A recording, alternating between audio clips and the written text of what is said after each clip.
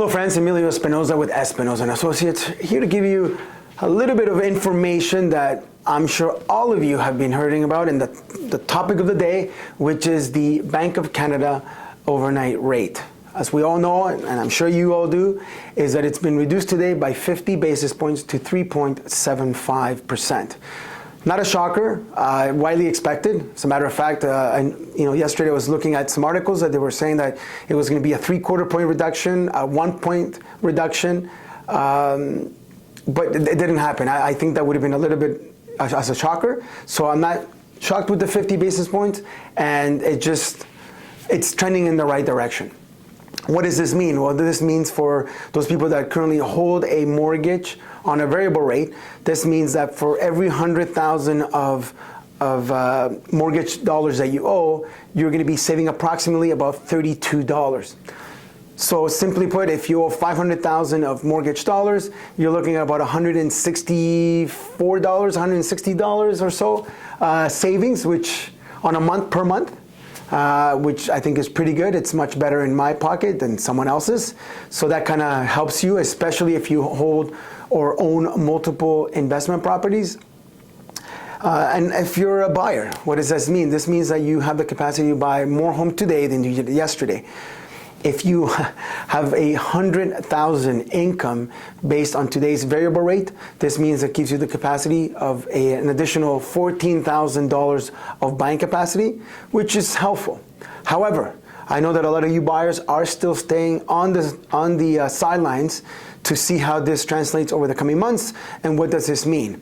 As a matter of fact, I read an article this morning that indicated that about 74% of buyers or people that are looking to refinance are kind of staying on the sidelines and waiting to see what happens in the market.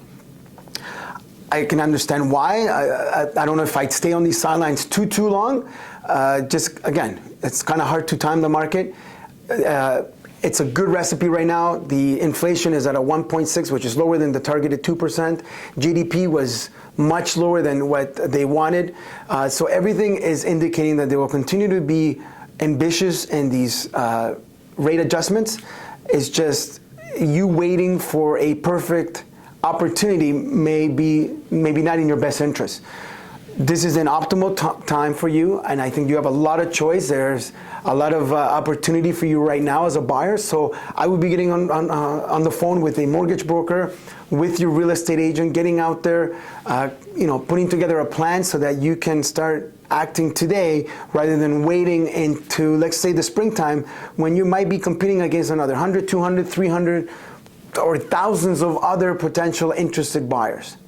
The opportunity is now, and I would suggest you take full advantage of that. Sellers, again, patience. It's not what you want to hear, but all these great news is not going to be immediately reflective of the market, and you just, you got to stay vigilant and stay patient, or you have to aggressively price your property. Again, we'll see what happens in December the 11th, which is the next month. In the meantime, I look forward to providing you timely information about how this translates into the market for those of you who are actively participating in this real estate market.